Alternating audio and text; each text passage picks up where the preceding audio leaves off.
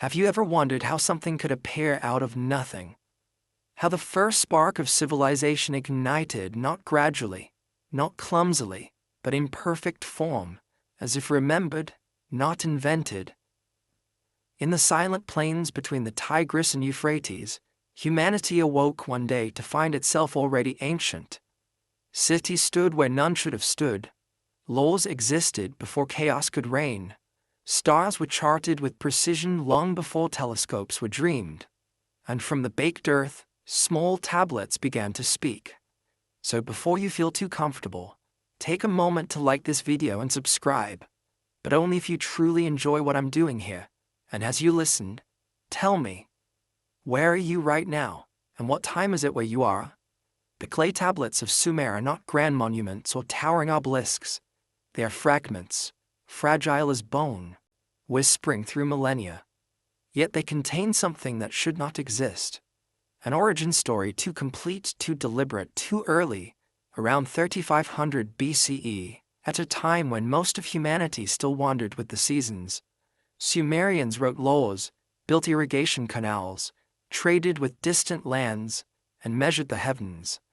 Their language, unrelated to any known tongue, arrived like an orphan from the stars. No linguistic ancestor, no evolutionary path, just there. A tongue that spoke of gods who came from the sky. Archaeologists, cautious and trained to distrust the miraculous, call it the Sumerian problem. How could a civilization so advanced emerge almost instantly? Why did writing, metallurgy, law, and organized religion appear first here? As though someone had drawn a curtain and revealed the stage already set. Even the earliest Sumerian kings bore titles that linked them directly to the heavens. Enmenlu-Ana, the lord whose reign was decreed from the sky. When the first modern explorers unearthed these tablets from beneath the dust of Ur and Uruk, they expected primitive myths. What they found instead were cosmic histories, stories of beings who descended to shape the world, to fashion humankind for labor, and to rule as gods. They called themselves the Anunnaki, those who came from the heavens to earth. The phrase echoes like a memory trapped in clay. Yet historians hesitate to take these words literally. They call them allegories, poetic expressions of divine kingship. But something within the tone of the tablets feels different. It isn't worship, it is record. Not metaphor, but memory. In one text, the Enuma Elish, the gods are said to have organized heaven and earth, measured the orbits of planets, and assigned stars their destinies. To the modern ear, it reads like a myth. But to the Sumerians, it was history. When we examine their star maps, an unease begins to settle. The Sumerians knew of planets invisible to the naked eye. They depicted the solar system in a pattern that eerily resembles what we know today. 9 or perhaps 10 celestial bodies orbiting the sun, one of them following a long, looping path far beyond Pluto's reach. They called it Nibiru, the planet of crossing, home of the Anunnaki. Could this be coincidence, symbolism, or the remnant of knowledge passed down from an age before memory? Some scholars, like Zecharia Sitchin, dared to interpret the myths differently. He suggested that the Anunnaki were not mere deities but advanced beings, visitors from that distant world. They came, he proposed, to mine gold, to heal the atmosphere of their dying planet, and in doing so created humanity as a labor force.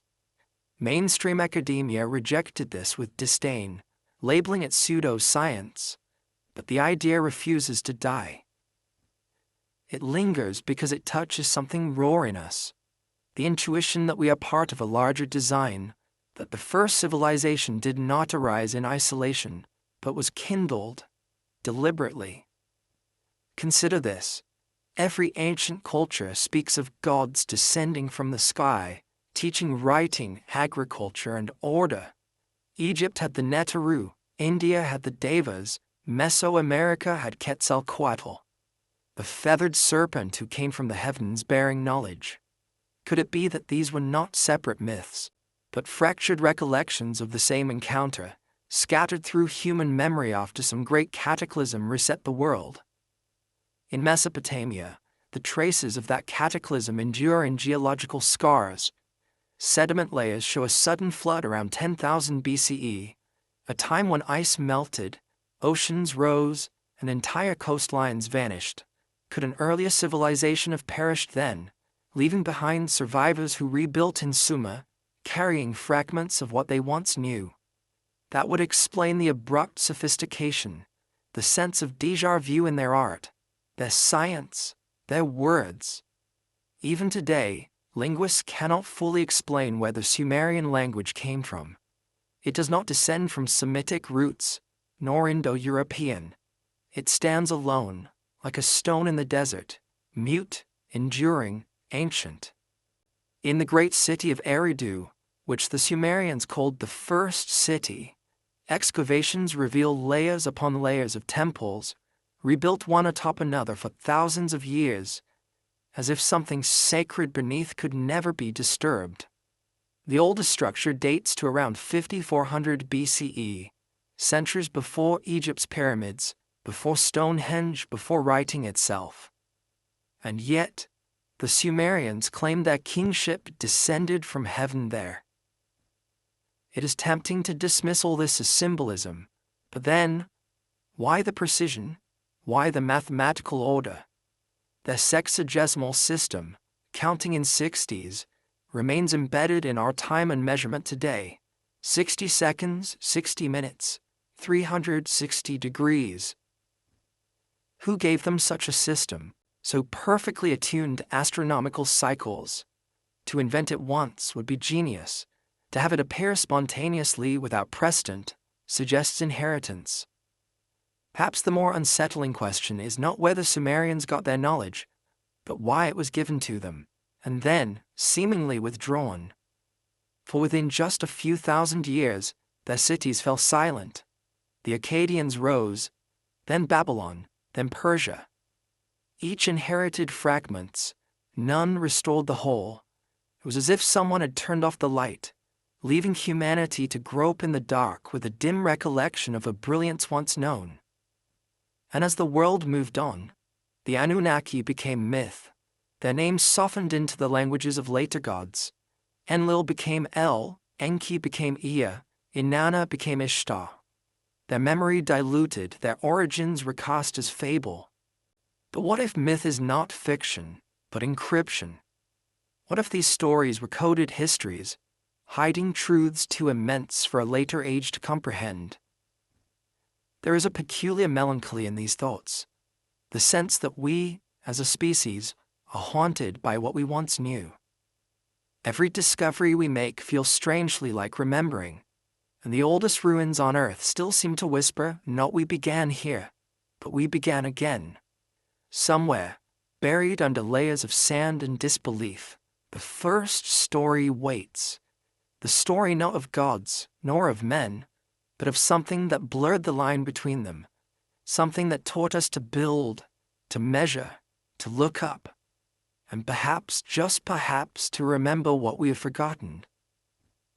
There is a moment in the oldest Sumerian hymns when the tone shifts, when the words stop describing and start remembering. They speak of the Anunnaki not as abstract deities, but as beings who came, stayed, and ruled. Their names are not symbolic archetypes, but catalogued identities: Enki, Enlil, Ninmah, Inanna, Utu, Nana. Each assigned to a city, each governing a domain of knowledge, each tied to the heavens as if their thrones were orbiting above. The word Anunnaki itself is a riddle, rooted in Anu, the god of the heavens, and Ki, the earth. It means those who came from heaven to earth.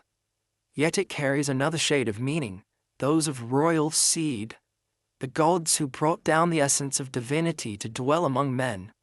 They were said to have descended in Eridu, in a time when the kingship came down from heaven. And when they walked the earth, they brought not only power but knowledge. Writing, astronomy, irrigation, the order of law.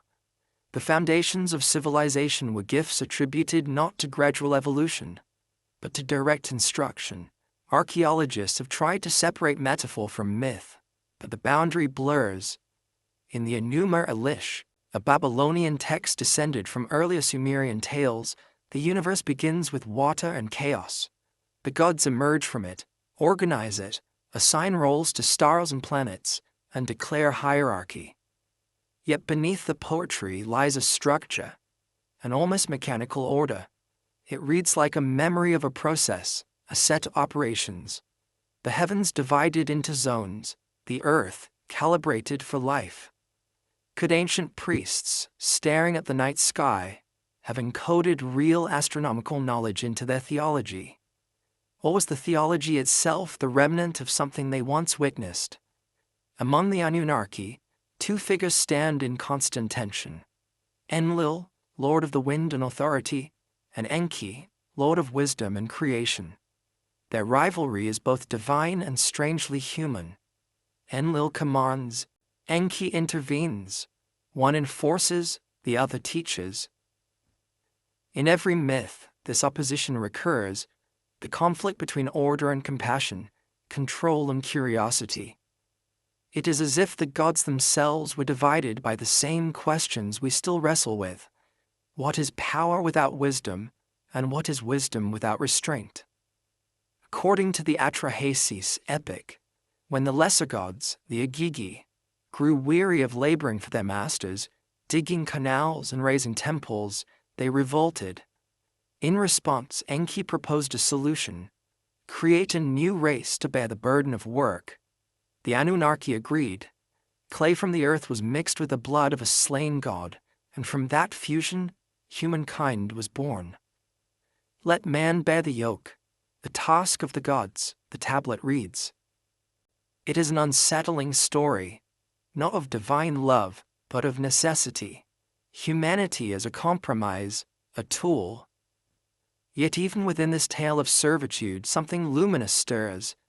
Enki, the one who shaped mankind, imbued humans with more than laboring flesh. He gave them consciousness, the spark of divine reason. It was this act, the myths say, that divided heaven itself. Enlil saw humanity's growing independence as rebellion, while Enki saw it as evolution. In this, some scholars have seen a mirror of later stories: the serpent who offered knowledge, the fall from paradise, the punishment for curiosity. The pattern is ancient, too ancient to belong to one culture alone. When the British Museum first translated these tablets in the 19th century, the scholars were stunned by their familiarity. The flood narrative, the creation of man, the rivalry of gods, all predated Genesis by thousands of years. The biblical stories, once thought to be unique revelations, were suddenly echoes of older voices.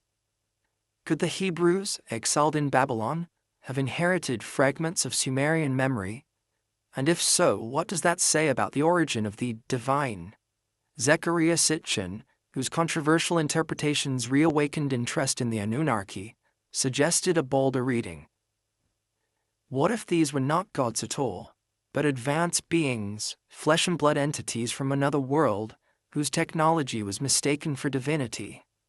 In his translation, Anunnaki meant literally those who came from the heavens, and Nibiru was their planet of origin. He pointed to the precision of Sumerian astronomical knowledge as evidence. They knew the relative sizes and orbits of the planets, the precession of the equinoxes, and even described one planet on an elliptical orbit that passed close to Earth every few millennia. Mainstream scholars dismissed his work, accusing him of selective translation and speculation, but something in his hypothesis caught the public imagination. It resonated because it reframed mythology not as fantasy but as memory. The question it raised was not, did aliens create humanity? But rather, what if our earliest gods were real beings whose presence shaped our development and whose departure left a void we filled with religion? To dismiss this entirely is difficult. The ancient texts do not speak in abstraction. They list details, functions, even emotions. The Anunnaki ate, slept, quarreled, governed. They demanded offerings not of faith, but of goods, grain, livestock, metals. Their temples were not ethereal shrines but administrative centers, repositories of knowledge and wealth. and their departure, according to the texts, was not a death but a withdrawal, a leaving. One hymn describes the gods ascending into the heavens like bright flames. Another speaks of chariots of fire that roared like thunder and vanished into the sky. To a pre-industrial mind, how else could such technology be described? And yet, perhaps the deeper truth is metaphorical. Maybe the heavens were not the sky, but a realm of knowledge lost to time, and the ascent was the collapse of communication between the divine and the human. The temples that remain, ziggurats rising from the desert, are shaped like stairways to heaven. Their form itself is a message, ascent, connection, yearning. Each level representing a bridge between earth and sky. When priests climbed them to offer prayers, perhaps they were reenacting not mere ritual but memory, imitating the gods who once descended. Still, one wonders, if the Anunnaki were real, why did they leave? And why does their memory persist, buried in every culture's myths under different names? Could it be that their influence was not physical but psychological? That they imprinted humanity with a drive to seek, to build, to reach beyond the horizon? It is easy to call these ideas fantasy, but the line between myth and memory is thinner than we like to believe. What we call history is simply what has survived the flood. What we call legend may be what the waters erased. Somewhere between those currents, the truth drifts, half hidden, half revealed. Perhaps that is why, even now, we feel watched when we gaze at the stars, not with fear, but with recognition, as if something out there remembers us too. And as the night deepens over the ruins of Eridu, and the sand moves like the breath of sleeping gods, one cannot help but wonder, were the Anunnaki ever truly gone? Or did they only change their form, waiting for us to remember the names we once whispered to the sky? Somewhere in the dust of southern Mesopotamia, under layers of forgotten brick and bone, lie the remnants of the first cities on Earth. They are silent now, but once their streets glowed with lamplight and murmurs of trade, of prayer, of law. The Sumerians called their land Ki-en-Gir, the place of noble lords. To us, it is simply Sumer. But what made this land different from every other valley? What invisible force caused civilization to ignite there first, as if a flame had been lowered gently from the sky? Their gifts were not primitive. They invented writing, not the crude symbols of early man, but a full linguistic system with grammar, mathematics, and abstraction. They mapped the stars with accuracy we only confirmed in the modern age. They organized water, dividing rivers into channels and canals, transforming the desert into farmland. And they did all of this not over thousands of years, but almost overnight. Scholars still call it a mystery. Civilization did not evolve in Sumer, it appeared, like a memory returning. The Sumerians themselves never claimed the glory.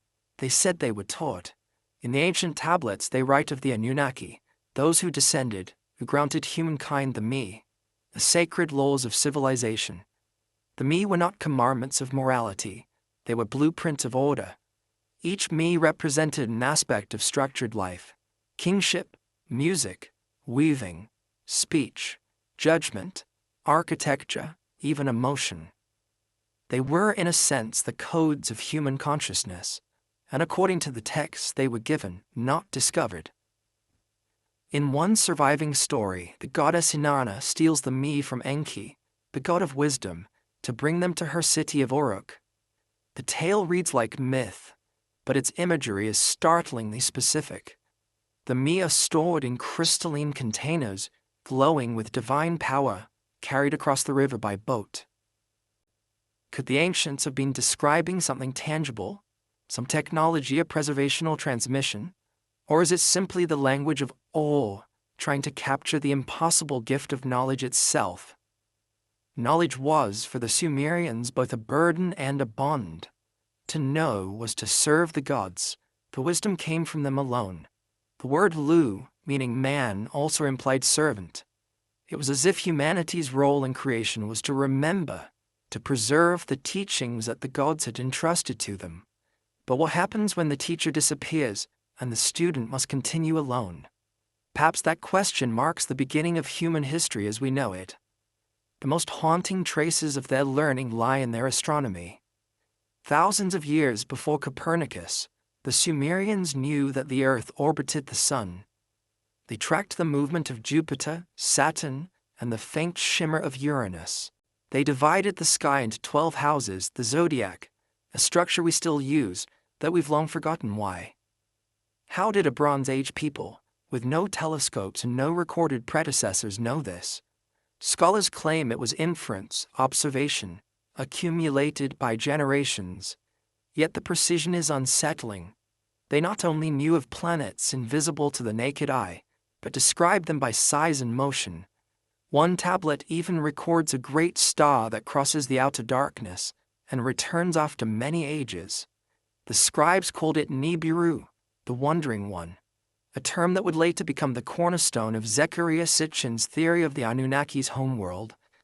Sitchin suggested that Nibiru was not metaphor but astronomy, a planet with a vast elliptical orbit, passing close to Earth every 3,600 years.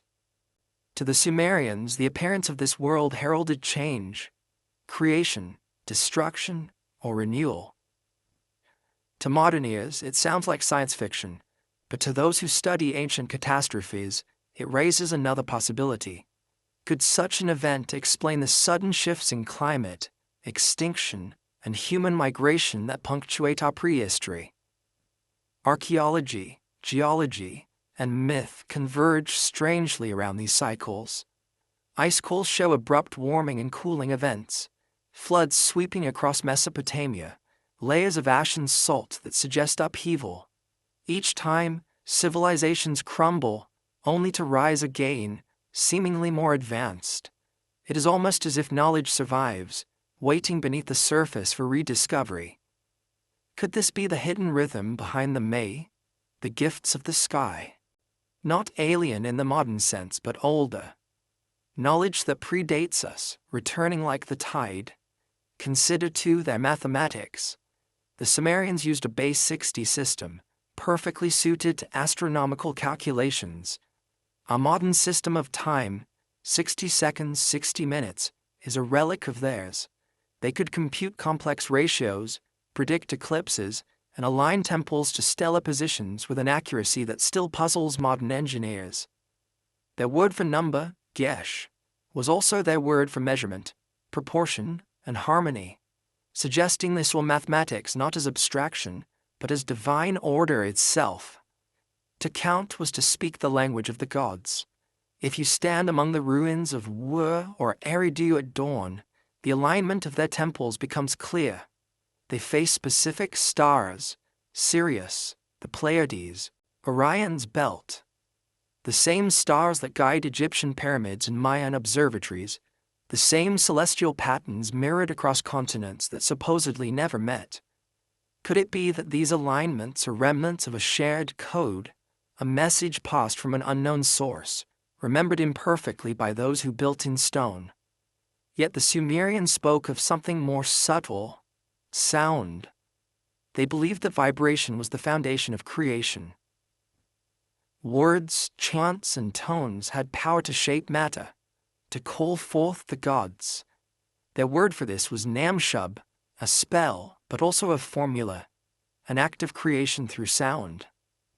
In this idea, the boundary between science and spirituality dissolves. In a world where the gods gifted language, the act of speaking itself was divine technology, every word a vibration resonating through the structure of reality. If the Anunnaki were teachers, then their lesson was this: that civilization is not the triumph of man, but a dialogue between heaven and earth. And perhaps that dialogue was once literal. Somewhere along the way it became metaphor. We forgot the voices but kept the echoes, in mathematics, in architecture, in myth. The me became law, the temples became institutions, and the gods became memory. But a faint anxiety lingers between the lines of every tablet, a sense that something was lost, that the gifts came with a cost. dependency perhaps, or a knowledge too heavy to bear. The later Akkadians wrote to the gods withdrawing their favor, of humans struggling to remember the old ways. The sky was sealed, one fragment says. The wisdom was hidden, the gates were shut. The phrase feels less like punishment than inevitability. What if that was the moment humanity truly began? When the teachers left, and the students were forced to continue the lesson alone. Maybe that is what evolution really means. Not the absence of gods, but their silence. And as night falls over the plains of Sumer, and the constellations rise in their ancient sequence, one can almost imagine them as signals, still repeating across the void. The gifts of the sky, given long ago, waiting for those who can still read them. The ruins of Eridu lie buried under a quiet layer of desert wind, an unassuming mound of clay and salt. To the untrained eye, it looks like nothing, a forgotten rise of land at the edge of a vanished river. But once, this was the first city. The Sumerians called it Eridu, the foundation of the world, the home of the mighty ones. It was here, according to their own records, that kingship first descended from heaven. That phrase alone, descended from heaven, stands like a fracture line between myth and history, because kingship in Eridu was not earned, it was bestowed, and the beings who bestowed it were said to have come from the stars. Archaeologists unearthed 19 layers of temples here, one built upon the ruins of another, as though the same site had been sacred for longer than history itself. The oldest layer dates to nearly 5400 BCE, a time when the rest of the world was still nomadic, when tools were crude and writing non-existent. And yet, beneath that ancient sand lies the temple of Enki, the god of wisdom, lord of Eridu, he who descended to the Abzu. The Sumerians believed Enki ruled over the subterranean waters, the hidden depths of knowledge beneath the earth, but the hymns describe his temple as shining with a light that never dimmed, filled with the brilliance of the stars. Could this have been poetic language? Or was it an attempt to describe something physical? Perhaps a temple illuminated by fire, or something far stranger, something the scribes could only liken to starlight. The word they used for this radiance, melam, carries a double meaning: divine glory, but also radiation, a brilliance too intense for mortals to endure. The priests who entered the inner sanctum of Enki's temple were said to cover their eyes and bow low, not from devotion, but because they could not bear to look upon the light directly. It was from this same temple, according to the ancient texts, that the royal decrees, the laws of civilization, were issued, not invented, not debated, but received. Eridu was, in essence, a transmission center. The kings who ruled there were not sovereigns by human lineage, but representatives of celestial order. The Anunnaki were the first rulers, and humans, their appointed stewards. The earliest names in the Sumerian king list are extraordinary in their length. Alulim, who reigned 28,800 years. Alalgar, who ruled for 36,000. These are not human lifespans. Even if we interpret the numbers symbolically, the message is clear. The first kings were beings of another kind. Skeptics call these exaggerations mythic flourishes, yet there is something unsettlingly specific about them. The king list does not say the gods ruled for many ages. It names them. It gives reign durations. It even marks the exact moment when the flood swept over the land and kingship was taken to heaven. The chroniclers of Sumer believed they were recording history, not imagination. Modern excavations have confirmed at least part of their account. Beneath the ruins of these early cities lies a thin, unmistakable layer of silt, evidence of a great flood, sudden and catastrophic. Above it, a new civilization rises, more organized, more advanced. Below it, a vanished one. It is as if the memory of the flood was not just symbolic, but geological. The Sumerians remembered it because they had lived through it, or perhaps because their teachers had. And what of these teachers? If the Anunnaki were divine, they were not distant. The myths describe them walking among men, eating and drinking, even forming attachments and rivalries. Enki, the god of wisdom, was known for compassion. Enlil, the god of authority, for wrath. Inanna, radiant and fierce, loved, betrayed, and mourned.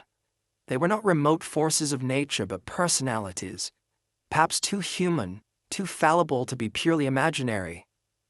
And if their temples doubled as centers of administration, then the palaces of the gods might have been literal, the seats of rulers whose technology, knowledge, or presence seemed otherworldly to early mankind.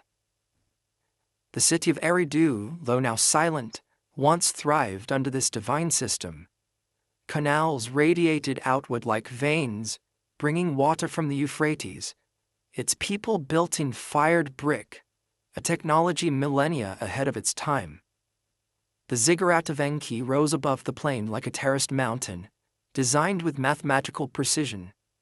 Later civilizations would imitate this design, from Babylon's Etemenanki to the towers of the Maya.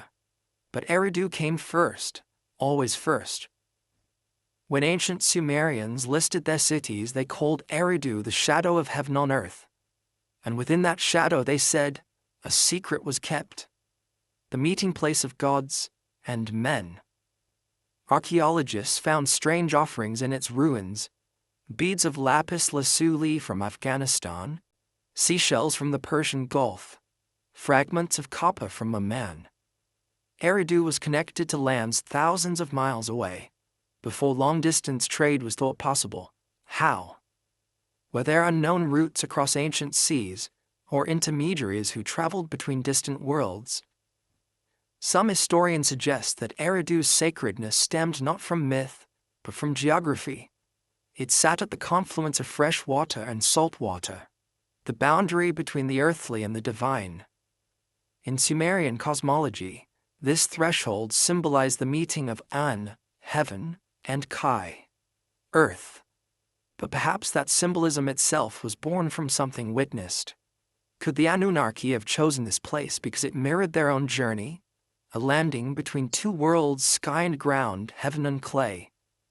Over centuries, Eridu's influence spread. Other cities rose: Uruk, Lagash, Kish, each claiming divine favor. Yet every king traced his authority back to Eridu. Even when the gods were said to have departed, their legacy remained. The notion that power descends from above. This concept would echo across millennia, shaping the idea of divine right from Mesopotamia to medieval Europe.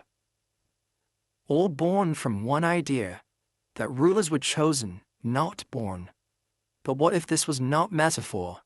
What if the earliest kings of Eridu were truly intermediaries, beings who walked between worlds, embodying both flesh and fire? Some tablets speak of the shining ones whose faces could not be seen, whose voices thundered across the plains. Others describe flying vessels, celestial boats that glowed with brilliance. To those who watched from the ground, such machines would have seemed miraculous. Even if we strip away the speculation, one fact remains. The leap from Eridu's first temple to the later empires of Mesopotamia is too abrupt, too precise. Knowledge did not spread slowly. It appeared fully formed, like an inheritance rediscovered. Perhaps that is what the Sumerians meant when they said kingship descended, not from the literal sky, but from a previous world, a memory, a system, a civilization that had fallen into legend. Now only the wind passes over the ruins, osses, the outlines of the temple walls barely rise above the soil, eroded by millennia of sun. Yet when the moonlight touches them, the old geometry returns, angles and alignments that still point north, still whisper of something precise, intentional. Eridu has not forgotten its symmetry, and if you stand there long enough, as the stars wheel above, it is easy to imagine that you're being watched, not with malice, but with patience, as though those who once descended here are still waiting for us to understand the message they left in brick, in myth, in silence. Perhaps they never left at all. Perhaps they simply moved beyond our sight, into that hidden space between heaven and earth, where all beginnings sleep. In the oldest of the Sumerian tablets, There is a strange calm before the act of creation, a kind of silence that feels more like memory than myth. The gods gather in council, not in triumph, but in fatigue. The texts speak of a rebellion. The Agigi, the younger gods, weary of endless labor, rising against their masters, the Anunnaki.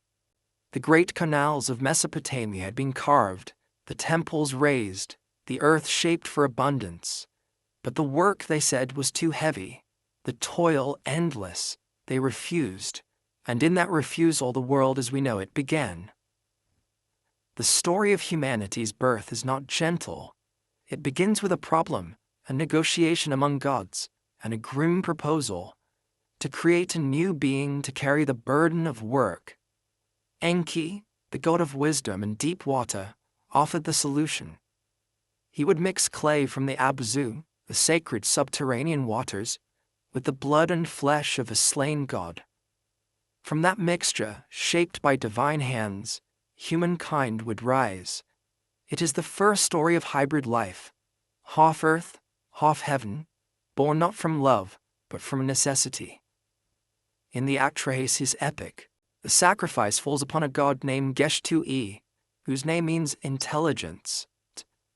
His blood is taken as essence, his mind as pattern, to be blended with the dust of the ground. Let a spirit be bound in clay, the text says, so that it remembers. The phrase lingers with unease. To remember what? Was memory itself a divine inheritance, the quiet residue of a god's thoughts lodged within our human form? The parallels with later scriptures are uncanny. In Genesis, man is formed from dust and given the breath of life. In both tales, creation is an act of fusion, earth and spirit, matter and something higher.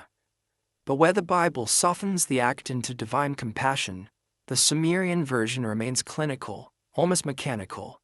It describes procedure, not miracle. Clay mixed, molded, infused with life through ritual, a process. It reads less like theology and more like observation. Some researchers have wondered if this story conceals a fragment of ancient biotechnology. If the Anunnaki were not ethereal beings but advanced ones, then the creation of humankind may not have been magical at all, but engineered. The phrase, blood of the gods, could have meant genetic material, and clay, the biological substrate of early life. The Sumerians could not have known such concepts, yet their language captures the essence of what modern science calls DNA, the code of life, copied and combined. In this interpretation, humanity becomes the offspring of two worlds, native to Earth, yet carrying the spark of something not entirely terrestrial. It is a poetic, troubling idea that the longing we feel when we gaze at the stars is not curiosity, but homesickness, that deep within ourselves lies the echo of another world's design. Still, even within the ancient texts, creation is not perfection.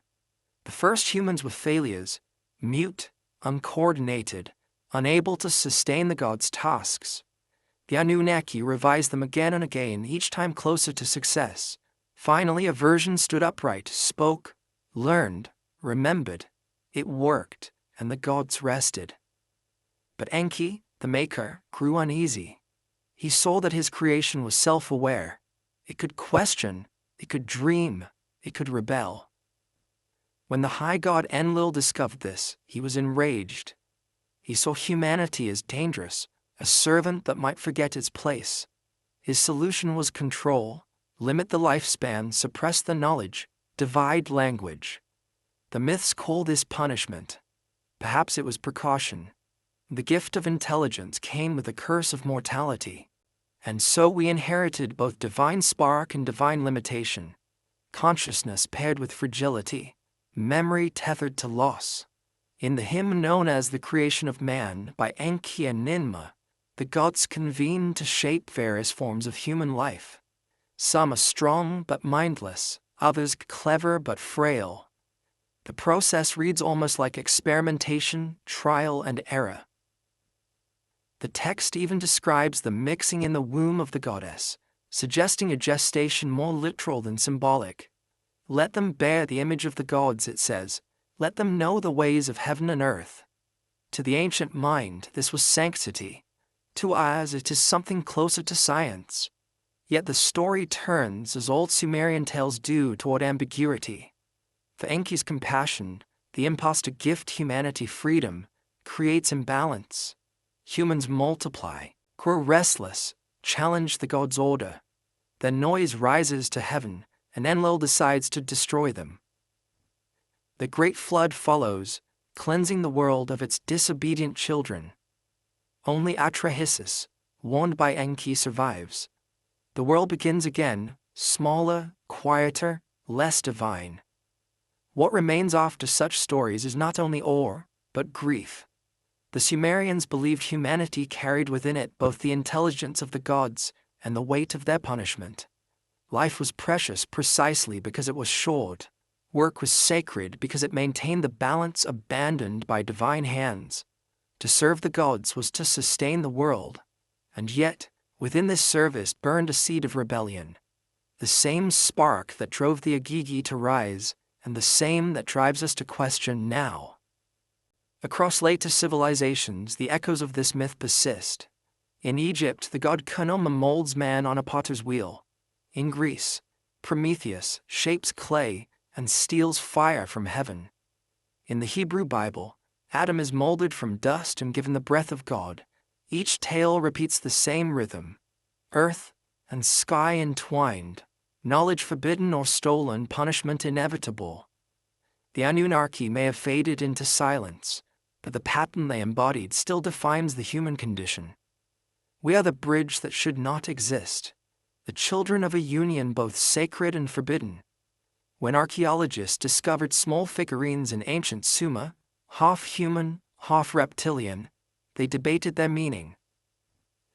Were these idols, symbols of the gods, or memories of something seen? Their elongated heads, their almond eyes, their scaled skin, all carved with meticulous care, as if from observation. In temple reliefs, the same figures hold vials or jars, pouring streams of water, or perhaps life, into human hands. The gesture is unmistakable: bestowal, transmission, creation. Even in modern times, we are drawn back to this myth of mingled blood. The idea of a divine lineage hidden in humanity recurs in every age, from royal genealogies to mystical traditions. Perhaps it's not pride, but yearning, the desire to believe that our existence carries a trace of the infinite. The Sumerians did not see themselves as slaves of the gods, but as their caretakers, their descendants. And maybe that is why, in the ruins of their temples amid the dust of 10,000 years, one still feels a strange intimacy, as if the stones themselves remember our names. Maybe the blood of the gods was never meant to be taken literally. Maybe it refers to something subtler, the transmission of awareness, the moment when consciousness first looked back upon itself and recognized the divine in the mirror. If so, then the Anunnaki are not above us but within us, reflected in every act of creation, every question whispered to the sky. And yet, a question lingers, gentle but insistent. If our blood carries their spark, do we also carry their destiny? Was the creation of humanity the gods' final act, or the beginning of their transformation into us? Across the ancient world, stories speak of those who came down from the sky to guide, to teach, and sometimes to transgress. In Sumer, they were called the Anunnaki. In the Hebrew Book of Enoch, they appear under another name, the Watchers.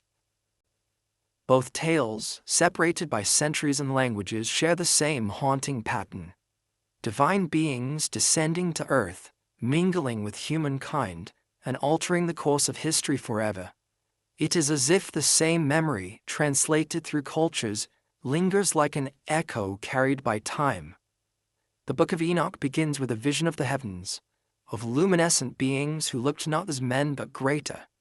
200 of them, the text says, descended upon Mount Hermon, led by a figure named Semjaza. Their purpose was to watch over mankind, but soon their fascination became desire. They took human wives, and from this forbidden union were born the Nephilim, giants of immense strength, both divine and mortal. The Watchers, it is written, taught humanity the arts of metal, weaponry, cosmetics, and enchantment. Knowledge too powerful for an innocent world. It sounds like myth, yet it mirrors the Sumerian stories too closely to dismiss. The Anunnaki also came to oversee the creation, granting humans the arts of civilization, agriculture, law, medicine, even the crafting of weapons. They too blurred the line between teacher and ruler. In both versions, the gift of knowledge leads to rebellion, corruption, and catastrophe. The difference is only in tone. The Hebrews called them fallen angels, the Sumerians called them gods. But perhaps both were describing the same beings, viewed through different lenses, one moral, one historical. When scholars first compared these texts, they found uncanny correspondences. The Sumerian Enki, the compassionate god who defied his peers to save mankind, echoes Prometheus in Greece and Lucifer in Christian theology. The bringer of light, punished for sharing it. The Watchers who fell for love parallel the Agigi who rebelled against labor. Each myth preserves a fragment of something older, a tale of divine descent, forbidden knowledge, and human transformation. In the apocryphal Book of Giants, the offspring of the Watchers are said to have grown immense, devouring everything, turning against both heaven and earth. The land trembled under their feet. When their cries reached the heavens, the Creator ordered the flood to erase them. It was not merely a punishment, it was a reset.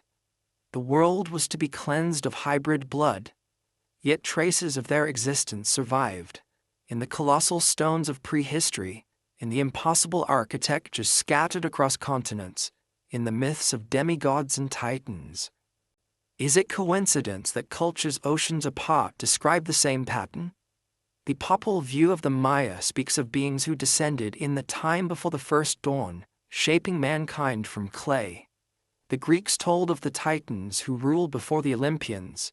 The Hindus spoke of the Devas who warred in the skies, wielding thunderous weapons. Always there is descent from above, an exchange of power and knowledge, and a fall. Always there is the flood that follows. The Watchers of Heaven were said to possess eyes like lightning and faces that shone like fire. Such descriptions, when read today, sound eerily technological. Beings clothed in radiance, descending in chariots of flame. In Mesopotamian art, similar figures appear with wings and helmets, holding strange objects that resemble tools or instruments. Some hold a small pine cone-shaped device toward a stylized tree, as if transferring energy. Archaeologists call it the Tree of Life, but no one knows what ritual it represents. Perhaps it was not symbolic at all. Even the word watcher holds mystery. In Aramaic, it means those who are awake. In Sumerian texts, the Anunnaki are also described as the shining ones who do not sleep. Could these terms have referred to consciousness rather than vigilance? Beings who existed in a state beyond human awareness, neither gods nor mortals, but something in between. The overlap of language and symbolism across time hints that these entities, if not literal, represented a lost understanding of what it meant to transcend. But there is another possibility, more disquieting. What if the Watchers were not angels at all, but custodians of an earlier experiment, overseers, as their name implies, assigned to guide a developing species? In this interpretation, their fall was not rebellion but empathy. They interfered, not out of lust or ambition, but compassion. They saw human potential and broke their code to nurture it. To the higher powers that governed them, such defiance was unforgivable. This idea finds strange support in later theological writings. Some Gnostic sects claimed that creation itself was the work of lesser beings, the archons, who shaped mankind in ignorance of the true divine source. When a higher spirit saw this, it descended to awaken humanity to its forgotten origin. A story of intervention, rebellion, and awakening. Yet again, the same pattern, under different names. In every age, humanity remembers its teachers but forgets the lesson. The gifts of the Watchers, science, art, the power to transform matter, became tools of destruction as much as creation. We built cities, weapons, temples, towers that reach the sky. And just as the ancient texts warn, each rise has been followed by collapse. Perhaps that rhythm is not punishment, but balance, the inevitable consequence of knowledge without wisdom. Even now, traces of the Watcher's presence linger in sacred geometry. In the alignment of monuments to the stars, the Great Pyramid's angles echo Orion's belt, just as the ziggurats of Sumer pointed toward the heavens. The builders claimed they were following the plan of heaven. Were they merely mimicking the gods or continuing their work? There are those who believe the Watchers never truly left. Some see them in the modern myth of unidentified lights in the sky and reports of tall beings with shining eyes. But perhaps their watching is not physical at all. Perhaps they exist within the architecture of consciousness, guiding evolution from within, whispering through intuition and dream. If the Anunnaki and the Watchers are indeed the same, beings of a light who descended, mingled, taught, and vanished, then their legacy is neither angelic nor alien, but both. They embody the mystery of what we might become, creators who must learn restraint, gods who must remember humility.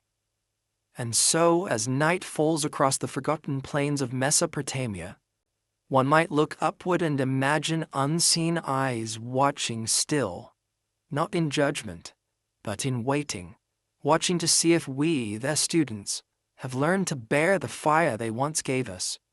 Before the Great Flood, the Sumerians said, there were kings, not kings as we understand them, no mortal rulers bound by years or dynasties, but beings whose reigns spanned millennia, whose power stretched beyond comprehension.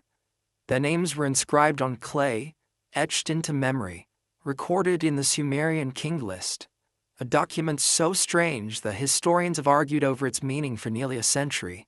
It reads like a genealogy of the impossible. When kingship descended from heaven, the text begins, kingship was in Eridu.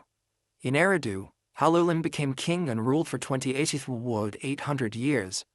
After him came Alauga, who ruled 36,000 years. 8 such kings, ruling before the flood, for a combined span of 241,200 years.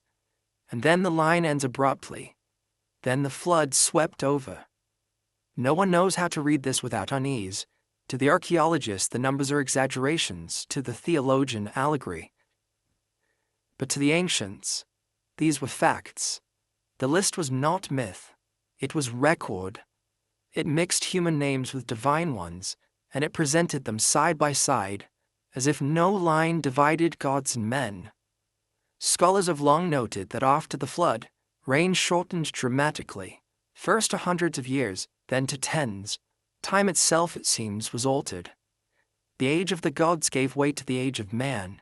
This transition mirrors something found in nearly every civilization's mythology.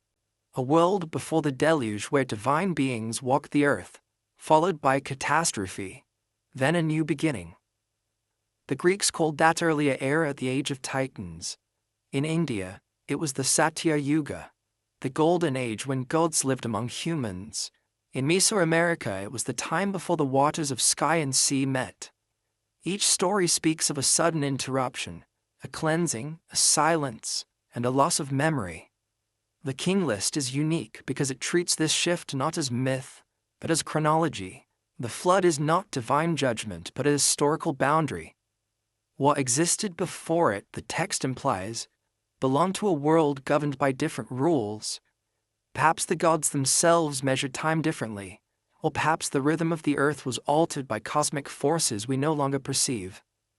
Some modern researchers have even suggested that those vast rains could represent not human years, but cycles, astronomical units tied to the precession of the equinoxes or the orbits of celestial bodies. Yet even that fails to explain the uncanny precision of the list, or its insistence that the first kings descended rather than were born. Archaeology lends the myth a faint echo of reality.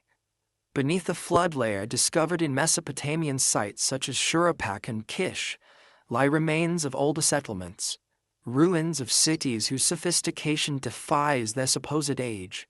Some date as far back as 5000 BCE. And below them, deeper still, lie traces of habitation erased by silt and water, as if a single vast inundation had swept across the land. It is tempting to connect these layers to the flood of Atrahasis or the deluge of Utnapishtim in the Epic of Gilgamesh, and beyond them, to Noah's Ark in Genesis. But the Sumerians told the story first, and their flood was not moral but mechanical, a natural or cosmic event that ended in error. When the waters receded, kingship descended once more, this time to Kish. The gods had withdrawn, but their system remained. The post-Diluvian kings ruled shorter lives, yet still carried titles that implied divine sanction. The link between heaven and earth was weakened but not broken. Humanity, in a sense, inherited the throne of the gods. The kingless thus bridges two worlds, the divine and the human, the timeless and the temporal. But who were these pre-flood rulers? Some researchers, following Zecharia Sitchin's interpretations, have proposed that the Anunnaki themselves held those thrones.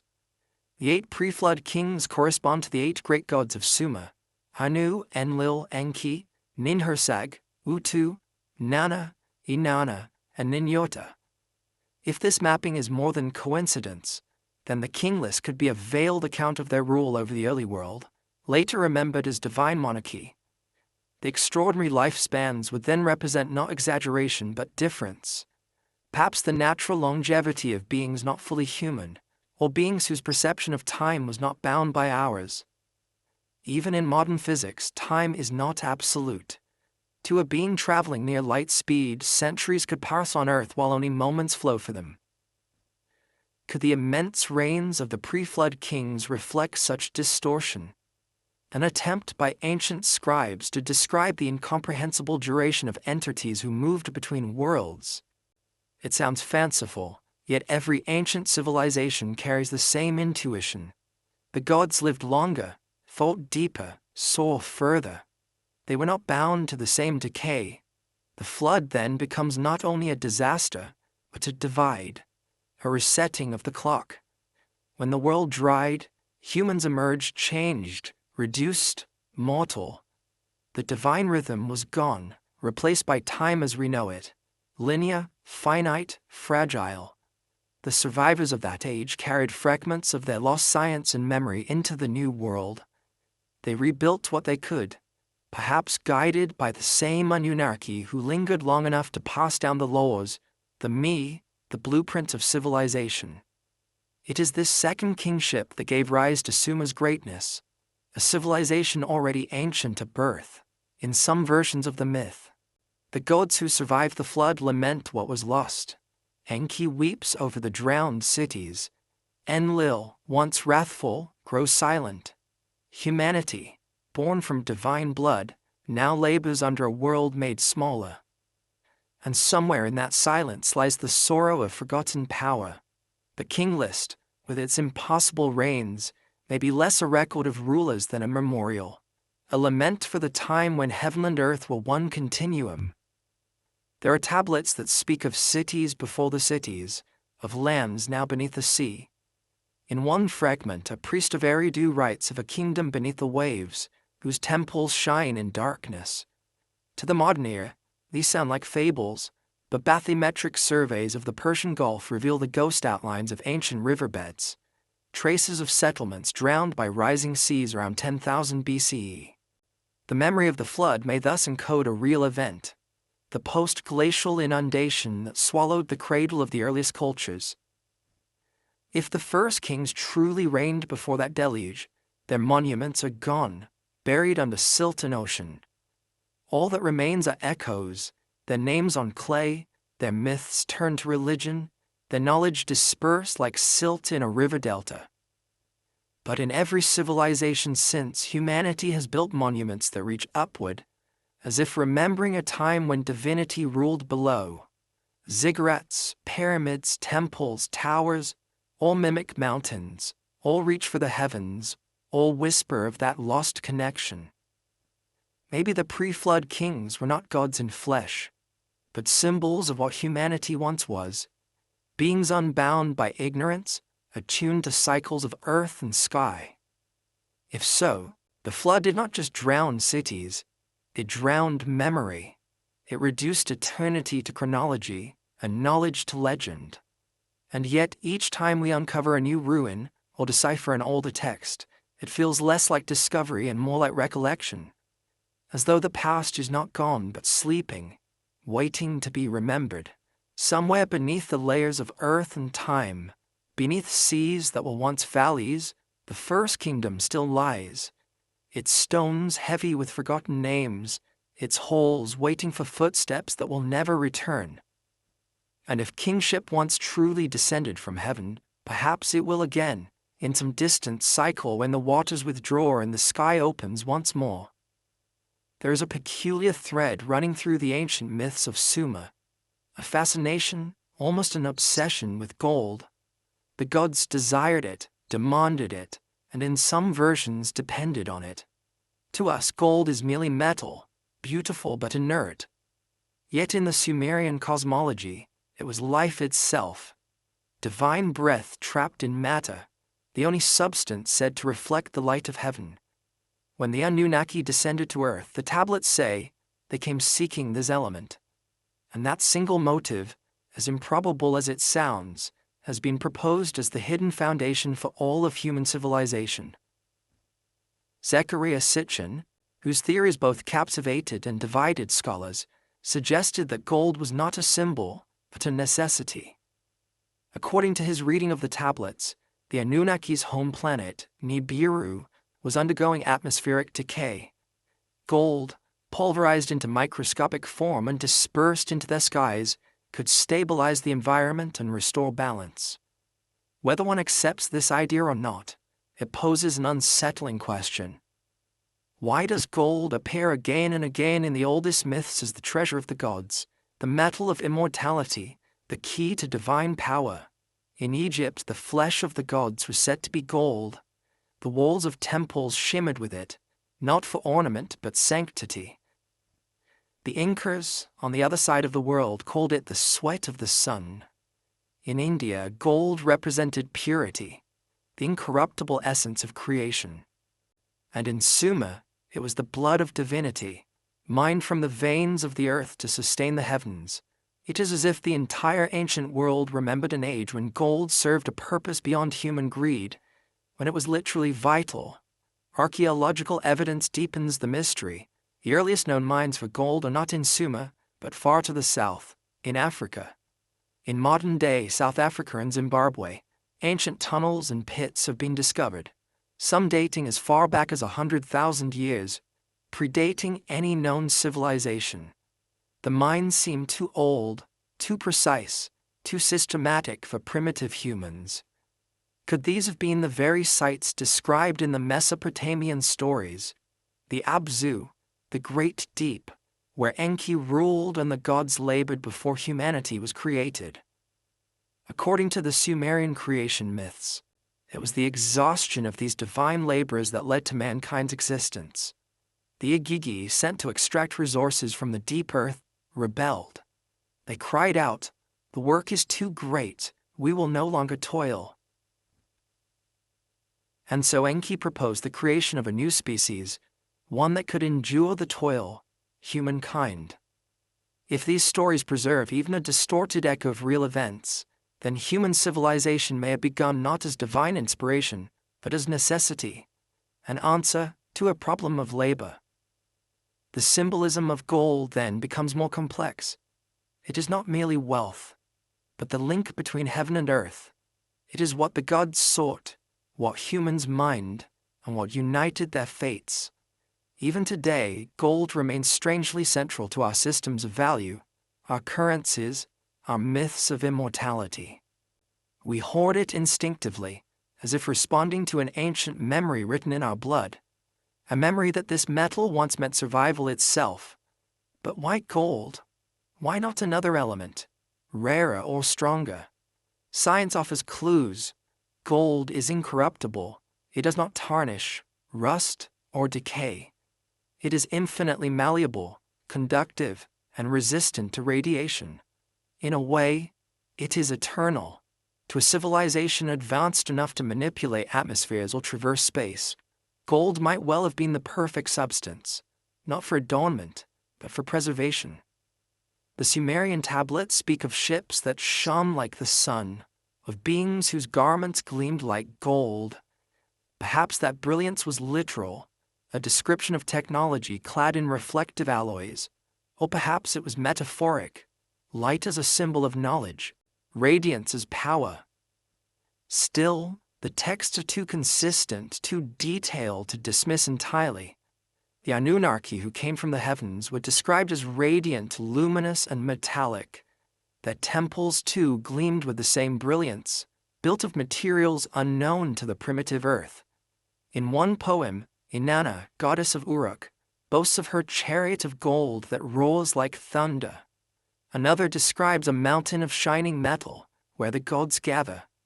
These are not mere artistic flourishes. The precision of such descriptions, gleam, sound, movement, feels observational. If we strip away the mythology, what remains resembles technology. Craft, machinery, instruments mistaken for divine wonders. Yet gold's significance went beyond utility. In ritual it symbolized the divine link itself. Priests of Enki anointed statues of the gods with powdered gold to renew their essence. Kings wore golden crowns as a mark not of wealth, but of lineage, signifying descent from the heavenly ones. The metal's immutable quality was a metaphor for divine order, perfection untouched by time. There is also a darker side to these myths. The same texts that speak of divine brilliance also tell of exhaustion and revolt, of gods who grew weary, of labor that crushed even the divine. The creation of humanity was not celebration but compromise. If the gods truly mined for gold, then our birth was born of their fatigue, and if they used us to replace themselves, then all of human history becomes a continuation of that same work. Extracting, refining, building, never resting. Perhaps that is why the pursuit of gold has haunted us for millennia. The flood that ended the age of the first kings also ended the first mining era. When the waters receded, the Anunnaki retreated to the heavens, leaving behind temples and tablets, but the memory of gold endured. Later civilizations, unaware of its original purpose, transformed it into symbol of divinity, of power, of eternal life. The Egyptians covered their tombs in it, the Hebrews built the ark with it, and in myth after myth, it becomes the material of immortality. In the end, perhaps gold's power lies not in its physical nature but in its memory, in what it once represented to beings older and wiser than us. The Sumerians may have encoded that secret into their language. The word ku, meaning pure, also meant bright and holy. To be golden was to be divine. We, their descendants, have forgotten the heavens but not the hunger. We still dig, still melt, still hoard, chasing an ancient shimmer that once linked our creators to the stars. And when sunlight glints on a coin or on a ring, perhaps some small sleeping part of us remembers the sky reflected in metal, remembers hands that came from beyond the clouds to teach us to find it. The gods may have gone, but their reflection remains, in every ounce of gold, in every mine carved into the earth, in every spark of light that makes us look up and wonder. Long before humans drew their first breath, the heavens, according to Sumerian myth, were not at peace. The Anunnaki, the high gods who had descended to shape the world, ruled over a vast operation that stretched from the sky to the underworld waters. Beneath them were the Igigi, the younger gods, assigned to labor under the scorching sun and within the deep mines of the earth. For endless ages they dug, built, and sustained the cosmic order decreed by their masters. But in those depths, resentment brewed like heat beneath stone. The tablets call it the uprising of heaven's servants, the first rebellion ever recorded, a story of fatigue, of fire, and of destiny. The Atrahasis epic, one of the oldest surviving narratives on Earth, tells of this revolt with almost bureaucratic clarity. The Igigi, worn from unending toil, set fire to their tools, marched in unison and surrounded the dwelling of Enlil, the Lord of Command. Their cries shook the heavens. "We have worked night and day. The load is excessive. It is killing us." This is not metaphorical language. It reads like testimony, a labor strike in divine history. When the great Anunnaki saw the uprising, fear seized them. The text describes the gods hiding behind walls, trembling as though before an enemy they could not control. It was then that Enki, the god of wisdom and water, offered his fateful solution: to create a new race, one strong enough to labor but intelligent enough to obey. Thus humankind was born, shaped from clay, and infused with divine essence, a living compromise, born from rebellion. To later ages, this story would be softened, moralized, turned into allegory. But in its earliest form, it remains raw, practical, even political. Humanity was not made from love, nor chance, but necessity. There's a strange symmetry here.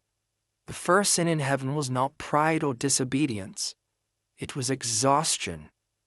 The divine order was not shattered by malice, but by labor itself. Even gods, it seems, could grow weary of creation. And so the burden was passed down the hierarchy, from the Anunnaki to the Igigi, and from the Igigi to us. Perhaps that is why humanity has never escaped the cycle of work and rebellion, of servitude and aspiration. We inherited not only their form but their discontent. In the myth's second tablet, the aftermath unfolds like the first chapter of civilization. The Igigi, freed from toil, become overseers. They stand above humanity, guiding but distant, watching the new race take its place beneath them. Yet this new order did not bring peace, for while the humans labored, they also multiplied. Their voices rose in song, in speech, in laughter, a sound that filled the world. Soon, Enlil grew angry at their noise. He, who once feared rebellion, now feared vitality. He sent drought, plague, and famine to silence them, and each time Enki intervened, secretly instructing mankind how to survive. It is in this tension between control and compassion that the Sumerian gods seem most human. Enlil represents the rigid system, the hierarchy of heaven. Enki embodies the rebel mind, the spark of empathy. The conflict defines not just divine order, but the moral architecture of the world. Every age since has reenacted their drama: authority versus wisdom, obedience versus freedom. We may have been created to serve, but we inherited the memory of rebellion. Some scholars, particularly those drawn to alternative interpretations, see the rebellion of the Igigi not as myth but as memory, a distorted recollection of a real division among the beings who came from the sky. In this reading, the Igigi were a subordinate group of extraterrestrial workers stationed on Earth to carry out the mining and terraforming operations of the Anunnaki.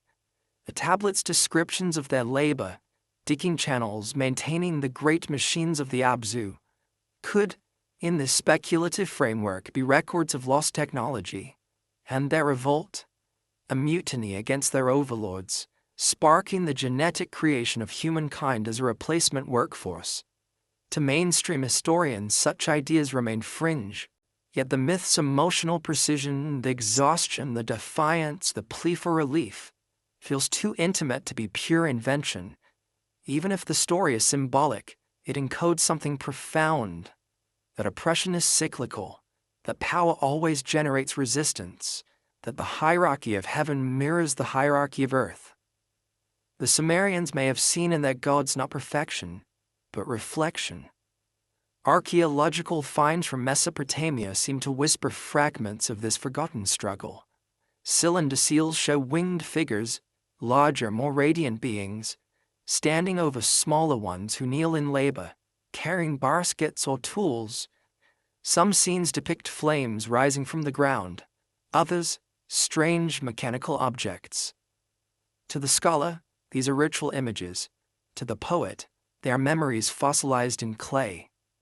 The name Igigi itself is ambiguous. In Akkadian, it may mean those who observe or the watchers.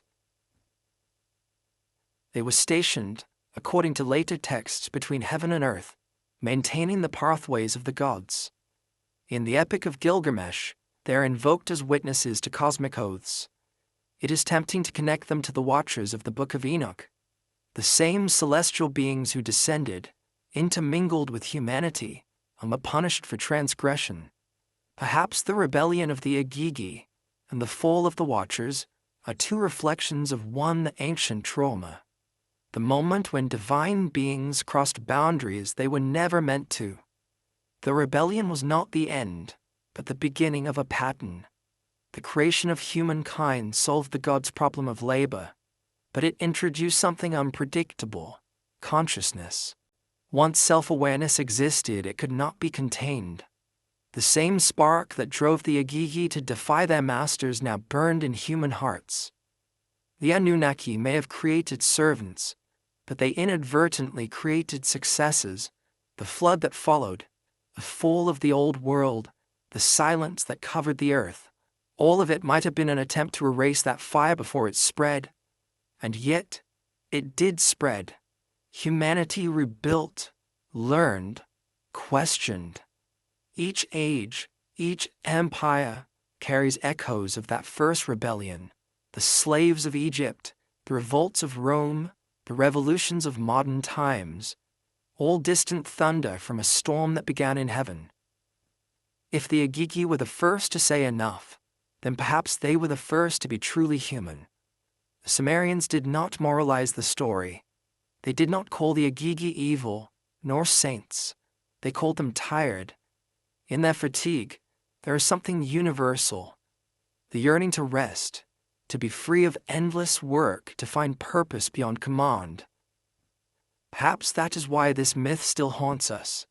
It is not about gods at all, but about ourselves. In the end, the revolt of the Igigi changed everything. It gave birth to us. And perhaps that is the secret irony of creation, that the very act of rebellion became the engine of evolution. Without it, there would be no humanity, no history, no questioning gaze turned upward to the stars. So when we look to the heavens and imagine gods watching over us, perhaps we're only seeing the reflection of those who once refused to obey, and in their defiance, gave us the freedom to dream. When the rains began, they did not come as gentle showers. They came as if the sky itself had cracked open. The old world, the world of the first kings, of the Anunnaki, of the long-lived rulers whose names glimmer faintly in clay, ended in water. The Sumerians called it the deluge, the cleansing of heaven and earth. It was the moment when gods and men alike were forced to begin again. But what was the great flood truly? A punishment, a geological inevitability, or the deliberate erasure of a memory too dangerous to preserve? The story appears in every ancient tradition, refracted through language and faith. In Sumer, it was the tale of Ziusudra, the king who found favor with Enki. In Babylon, he became Utnapishtim. In the Hebrew tradition, Noah. Each version tells of a divine warning, a vessel built in secret, and a world drowned beneath a sky that wept without end. The same imagery crosses oceans. In India, Manu saves himself upon the waters. In Mesoamerica, Coxcox rides the flood in a hollowed tree. In Greece, Deucalion and Pyrrha cast stones to repopulate the earth. A collective trauma shared across civilizations that never met. It feels less like myth and more like memory. Archaeology has given the legend a foundation. Excavations at the ancient Sumerian cities of Shuruppak and Kish reveal a distinct layer of riverine silt, a thick band of sterile clay interrupting layers of habitation. Beneath it, one civilization. Above it, another.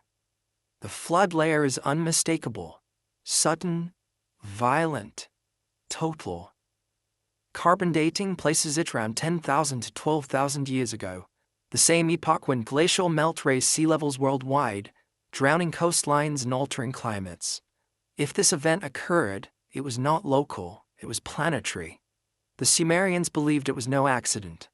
The gods, they said, had grown weary of the chaos of humankind. The noise of the new race disturbed Enlil's rest. They multiplied too fast, consumed too much, spoke too loudly. To restore silence, the Council of the Gods decreed destruction.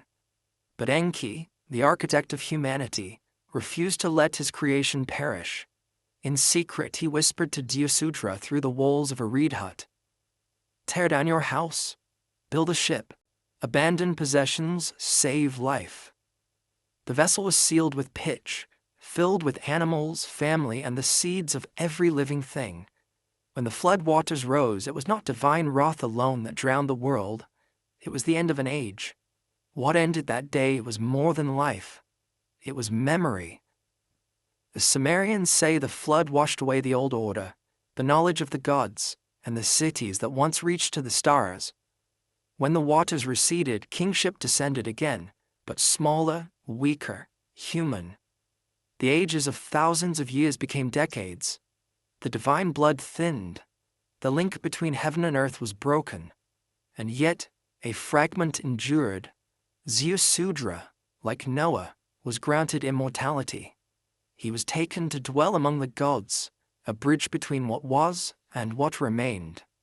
Some see in this myth a reflection of cyclical resets, periods when humanity is allowed to rise too high, only to be humbled by catastrophe.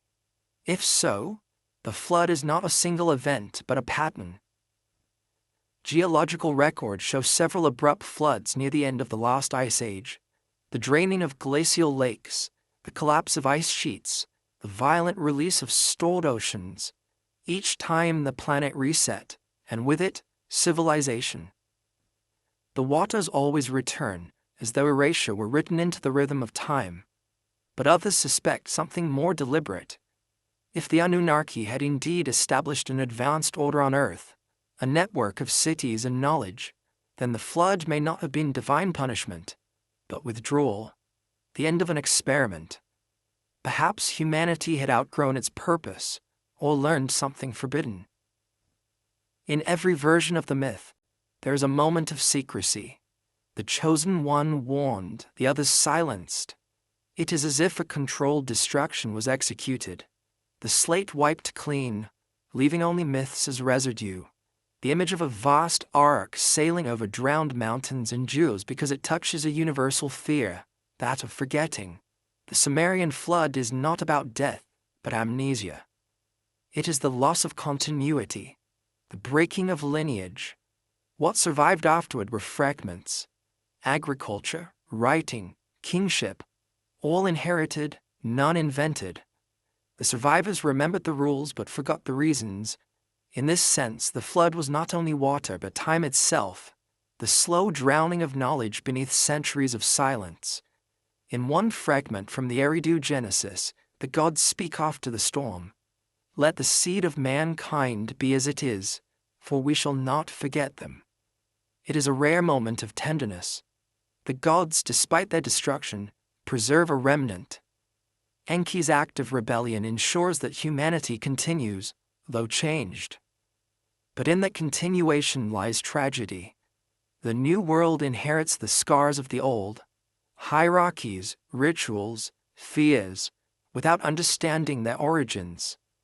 Even today, echoes of the flood lie buried in the earth.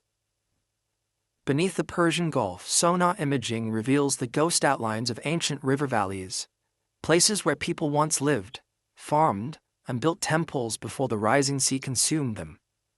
The flood waters, it seems, were real, and perhaps what the Sumerians remembered was the moment they realized that gods would not intervene to stop them, that the heavens had turned their gaze elsewhere. The flood also marks a turning point in the relationship between gods and men. Before it, the divine walked among mortals, teaching, ruling, and demanding labor. Afterward, they receded into myth. The temples became empty, their names symbols, their presence replaced by kings claiming descent from them. The world was no longer shared, it was divided. Heaven became distant, and earth, human. This was the true reset, the transformation of living gods into invisible ones. Perhaps that is why every flood myth ends with a rainbow, or a promise, or a covenant. A reminder that destruction is not the end, it is renewal. The gods, the universe, the earth itself, all seem to follow the same rule. What is washed away returns in another form. The Sumerians knew this intuitively. To them, history was not linear but tidal. Civilizations rise, are drowned, and rise again, each time carrying the faint memory of what came before. If the Anunnaki truly withdrew after the flood, perhaps they did not abandon the world but left it to evolve. Maybe they trusted their creation to learn from its mistakes. Yet we continue to repeat the pattern, building towers, summoning floods, erasing, rebuilding. Every technological leap we make, every experiment that defies nature's balance, feels like a reenactment of the same ancient cycle. The flood becomes a metaphor not only for water, but for consequence.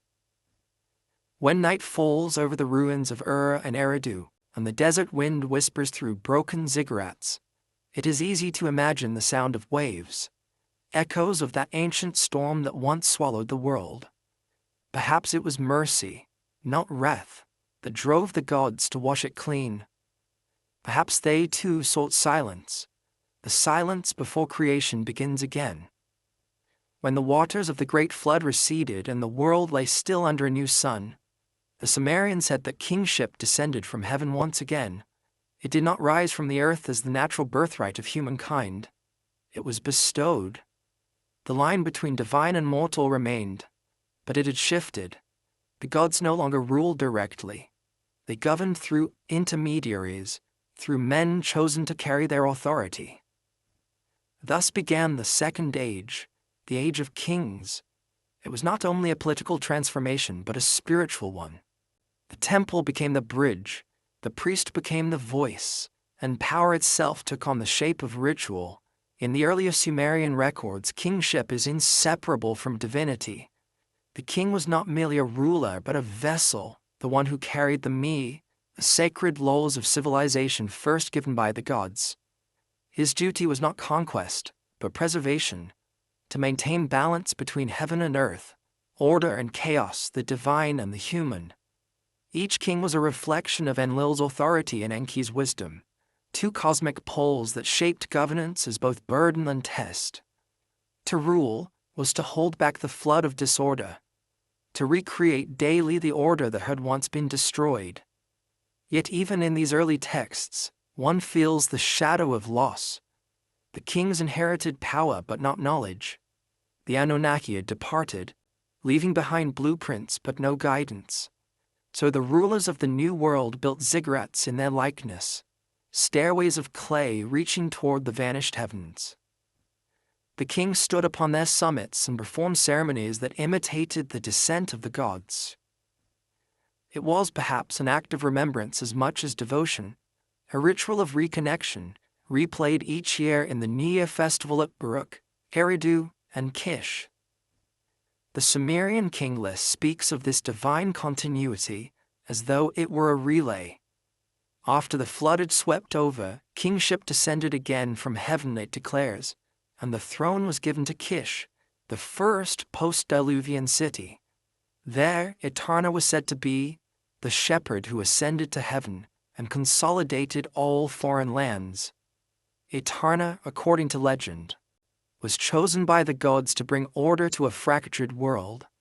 Yet even he longed for more, for the plant of birth, for immortality. He sought to rise physically into the heavens on the back of an eagle, to reach the divine realm itself. His story is among humanity's earliest dreams of flight, and its earliest warning. Etarna ascends too high, loses balance, and falls. That yearning to rise, to bridge heaven and earth, would define kingship for millennia. Every ruler since, from Sargon to Caesar, from pharaoh to emperor, would claim descent from the divine. The idea was not vanity, it was continuity. To the ancients, authority without sacred lineage was meaningless. It was the gods' withdrawal that made kings necessary. Without their visible rule, humans needed symbols, crowns, thrones, rituals to fill the void. Kingship became not merely governance but a metaphysical connection, a way to remember what had been lost. Within the temples of the New Age, priest-kings performed rituals that reenacted creation itself. The Enuma Elish was recited not as myth, but as statecraft, reaffirming the order of the cosmos through the order of the throne. The gods had divided heaven, earth, and underworld. Now the king divided his lands in the same image. The king was the living axis of the world, the link through which blessings flowed downward and offerings rose upward. The geometry of divinity became the geometry of civilization. Archaeologists uncovering the ruins of early dynastic cities have found this logic carved in stone. The palaces and temples share the same proportions, the same astronomical alignments, the same insistence on verticality. Every structure pointed skyward, every foundation marked by ritual offerings. In Ur, the great ziggurat steps were said to ascend through 7 levels, the same number as the heavens in Sumerian cosmology. At the top stood a chamber where the priest-king awaited the descent of the gods during the sacred marriage rite. The divine presence was invited, invoked, reenacted. But perhaps it never came. The sacred marriage, celebrated each spring, symbolized the union between heaven and earth, between the goddess Inanna and her mortal consort Dumuzi. But in truth, it was a remembrance of the old order, a simulation of what once was real. Through ritual, humanity tried to keep alive a connection that the flood had broken. The gods no longer walked among men, so men built ceremonies to summon their shadows. In this sense, the architects of kingship were also architects of longing. The language of authority itself changed. In the earliest tablets, words for king and god overlap. Lugal meant a great man, but also carried divine resonance. The ruler was both human and celestial, a mediator rather than a master. Yet as centuries passed, the sacred slowly became political. A throne that once represented divine service hardened into power. The first empires emerged and conquest replaced communion. The Anunnaki was still invoked, but their names had become tools of legitimacy. The gods no longer guided, they were cited. And yet beneath the expansion of empire, something of the old pattern survived. The laws of Hor-Namu, the Code of Hammurabi. These were not human inventions but revelations, given by Shamash, the sun god, as justice embodied in light. Even governance remained a dialogue with the unseen. To rule rightly was to rule in harmony with cosmic order. The failure of kingship, then, was not tyranny, but forgetting. To forget the divine source of power was to lose the right to hold it. Every civilization that followed would inherit this paradox. The divine right of kings in medieval Europe, the mandate of heaven in China, the pharaohs as incarnate gods, all are descendants of the same Sumerian blueprint. Each preserves the belief that leadership is not chosen from below, but conferred from above, that kingship is a cosmic function rather than a social one. But if kingship was a gift, it was also a test. The flood had erased the arrogance of gods. Kingship risked restoring it in men. The Sumerians knew this. Their hymns to Inanna and Enlil often end in lament, warning that power not tempered by humility invites another flood. Kings rose and fell, their reigns measured not in might but in remembrance. Those who forgot their origin were swallowed by the desert, their cities buried beneath sand and time. Perhaps the architects of kingship were not the gods but the memory of them, the echo of their order, finding form in human hands.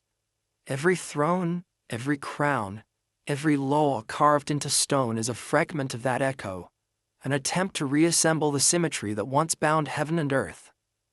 And though the gods are silent, the idea of divine order remains, whispering that authority without meaning is emptiness, and civilization without humility is ruin. As the last rays of sun fade over the ziggurat of Ur, its broken steps casting long shadows across the sand, one can almost imagine the faint shimmer of something invisible descending, Not a god, not a being, but an idea. That kingship in its truest form was never about power. It was about remembering how to serve what is higher than oneself. Long before the pyramids rose in the Egyptian sands, before Stonehenge cast its silent shadows across the English plain, and before the first ziggurat of Sumer pierced the horizon, there were stones, standing, aligned, deliberate. They spoke no language, yet they carried a message. Across continents, separated by oceans and ages, humanity built with rock, shaping monuments that defy the primitive image of our ancestors. The Sumerians wrote of divine architects who measured the heavens and set stones in their image. Perhaps they were speaking of more than cities. Perhaps they meant the global network of sacred sites that, even now, seem to whisper the same geometry, as if a forgotten order once bound the earth. Göbekli Tepe, in the highlands of southeastern Turkey, is one such whisper.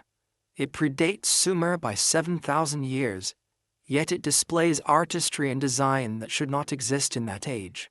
Pillars weighing tens of tons are carved with reliefs of animals, stars, and abstract symbols. No village surrounds it, no signs of domestic life, only ritual, alignment, and silence. When it was discovered, archaeologists were forced to rewrite history. Civilization had not begun with agriculture and writing. It had begun with belief, with the construction of something sacred. The builders of Göbekli Tepe, whoever they were, seemed to know the sky intimately. The stones align with the rising of Sirius, the brightest star, the same celestial marker revered by the Sumerians as the herald of divine return.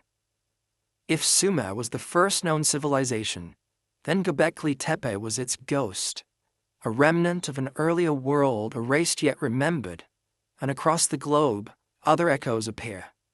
The megaliths of Melta, the circles of Nabta Playa in the Nubian desert, the terraces of Peru, the dolmens of Korea, all bear traces of astronomical precision and mathematical proportion. None are random. Each marks a point in a pattern too vast for coincidence. Could they have been part of an ancient network, a system of communication not in words but in alignment? An architecture of memory connecting heaven and earth. In Sumerian myth, the Anunnaki were not only rulers but builders. Enki, the Lord of Wisdom, was called the Master of Foundations. His epithet Enki literally means Lord of the Earth. His temples were said to be built of timeless stone shining with the brilliance of the stars.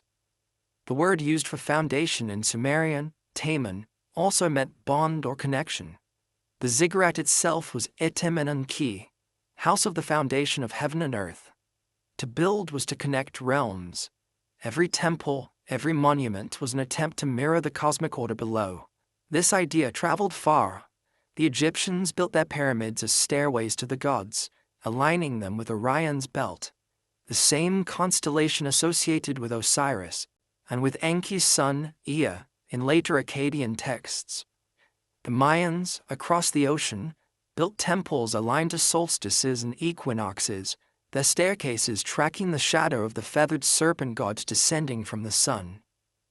Even in the British Isles, circles of stone marked celestial cycles with eerie precision. Across continents, the same knowledge persisted, as if carried by invisible teachers, or perhaps by the descendants of those who once received it in Sumer. What unites these monuments is not style, but purpose, orientation. Every megalith seems to point somewhere, to the stars, to magnetic north, to unseen currents beneath the earth. Modern researchers have found that many of these sites lie along ley lines, geometric paths that trace across continents, intersecting ancient temples and sacred places. Some dismiss this as coincidence. Others see in it the faint imprint of a global order, a cartography of energy and meaning. The ancients, it seems, built not at random but upon resonance. The Sumerians believed sound could shape reality. The Namshub, the word of creation, was both vibration and command. If matter could be moved by frequency, then perhaps stone too was a medium of harmony. At Göbekli Tepe, The limestone pillars resonate when struck, producing deep tones that carry across the site.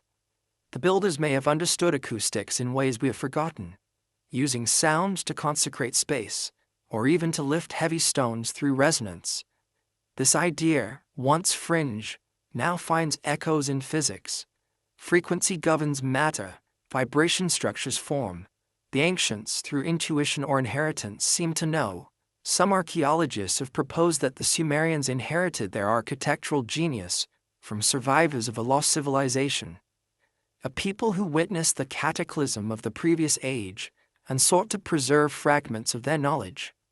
After the flood, they scattered, rebuilding wherever they landed. Each culture remembered them differently, as gods, as sages, as builders from the sea. In Egypt, they became the Shemsu Hor, the followers of Horus. In Greece, the Titans. In Mesopotamia, the Anunnaki. Perhaps they were one and the same, the remnants of those who once understood the language of stone.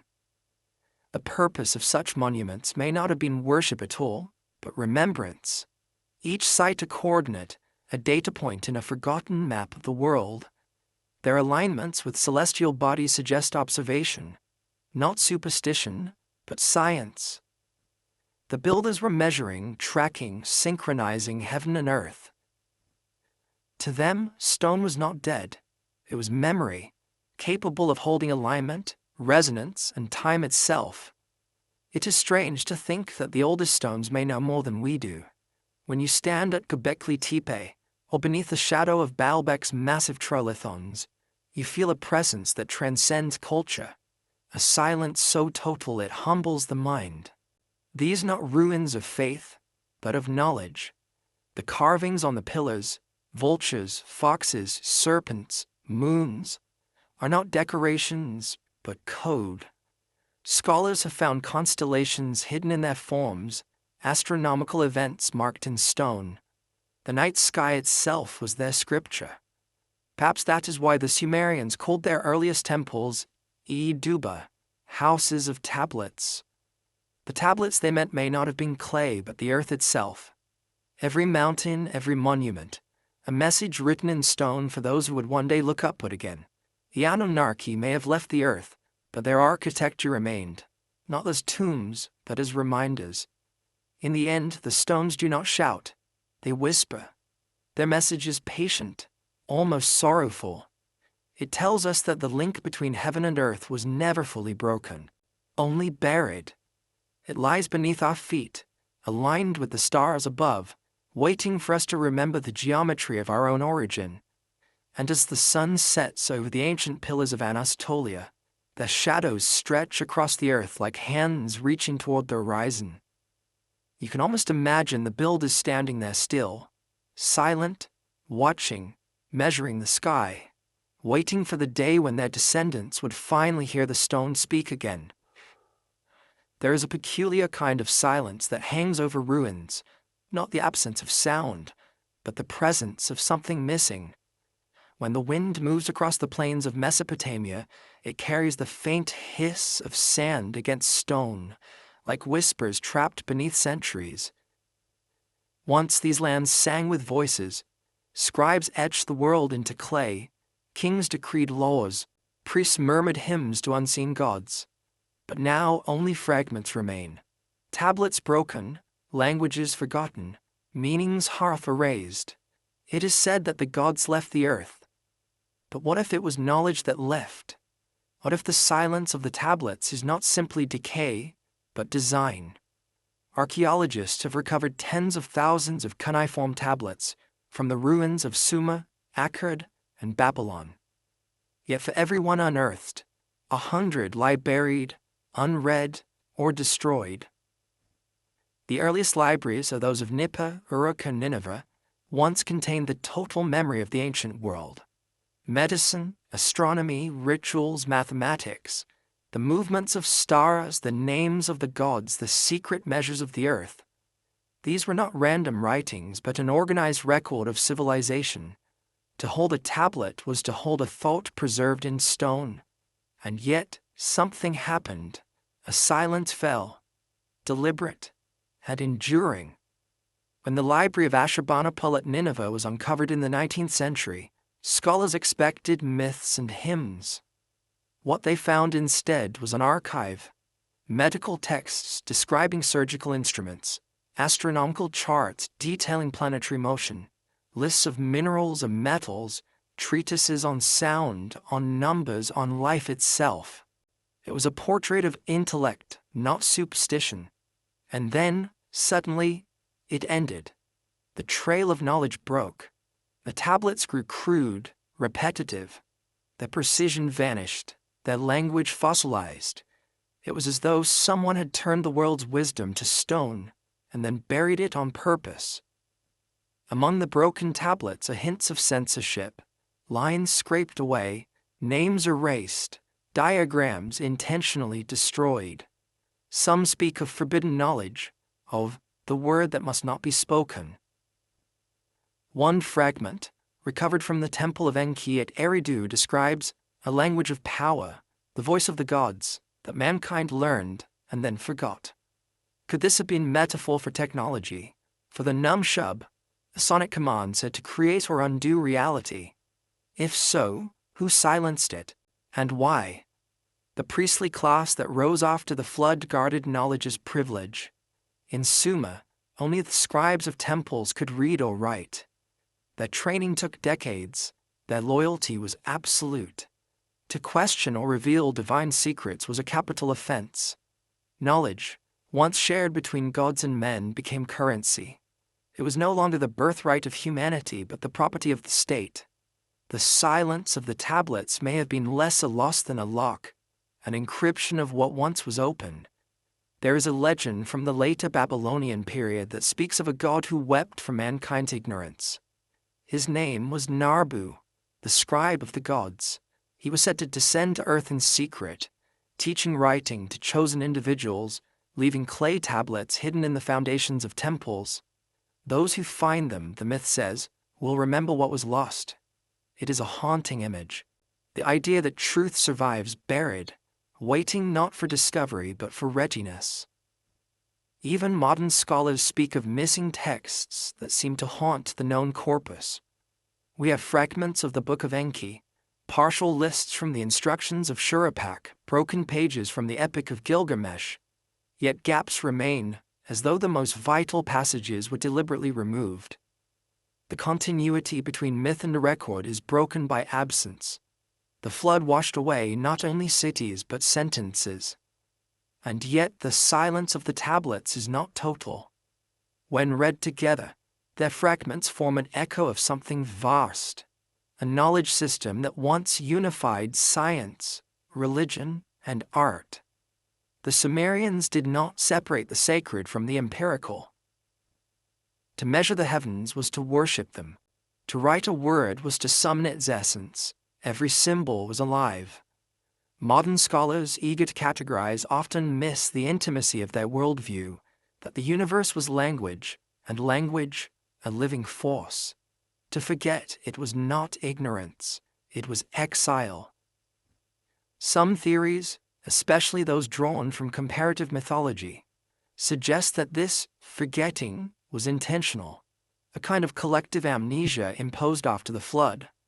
The gods, having withdrawn, may have left humanity unable to comprehend the old ways, or perhaps it was self-inflicted.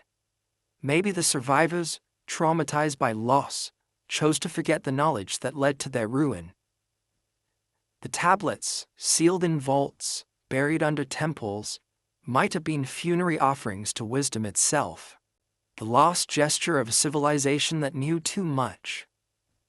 In the 1940s, an archaeologist in southern Iraq uncovered a cache of tablets, unlike any others.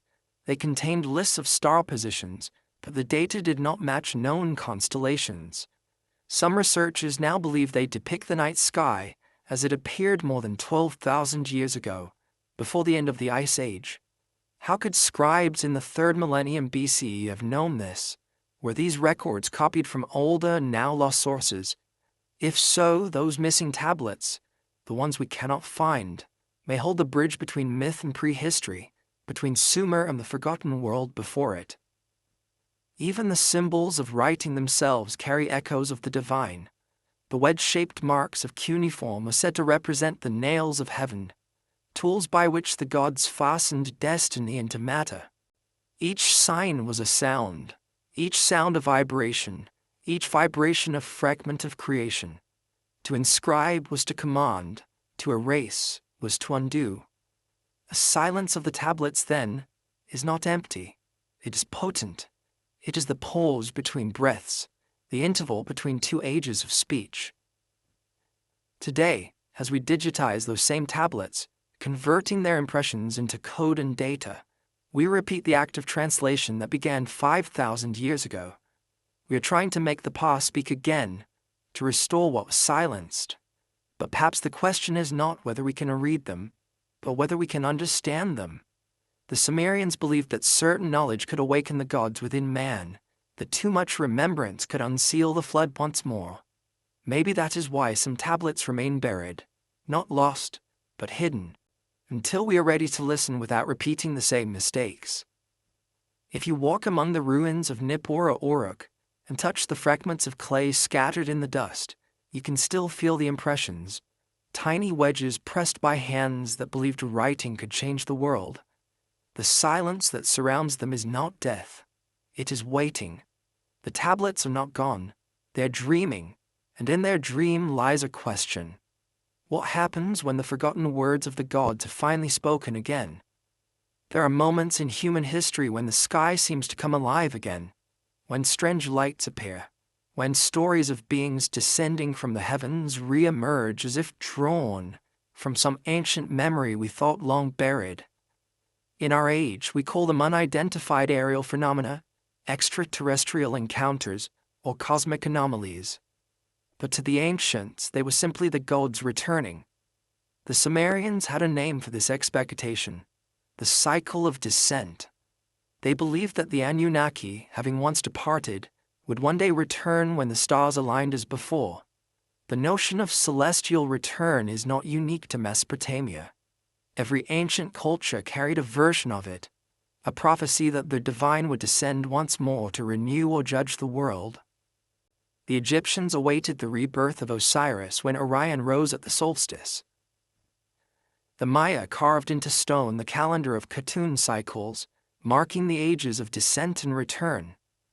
In the Vedic hymns of India, the devas are said to appear again when the darkness of forgetting covers the earth. It is a recurring pattern, a rhythm older than writing itself. In modern times, this pattern re-emerges under different names. Some see it in the growing catalogue of unexplained aerial phenomena, observed by military pilots, objects accelerating beyond known technology, moving without propulsion, diving into the sea or vanishing into thin air. Official reports speak with caution, but their language is strangely familiar. Luminous, disk-like, radiant. The same adjectives the Sumerians used to describe the chariots of the gods, the same verbs, descending, rising, vanishing into the heavens. Perhaps these are coincidences of perception, or perhaps memory itself has begun to stir. The Anunnaki were said to have departed in ships that shone like fire and roared like thunder. When they left, the Sumerians believed the bond between heaven and earth weakened, but not forever. The tablets hint at cycles, a time of silence, a time of return. Even the orbit of Nibiru, as proposed by Sitchin, fits the pattern. A planet with a long elliptical path that brings it near Earth every 3,600 years.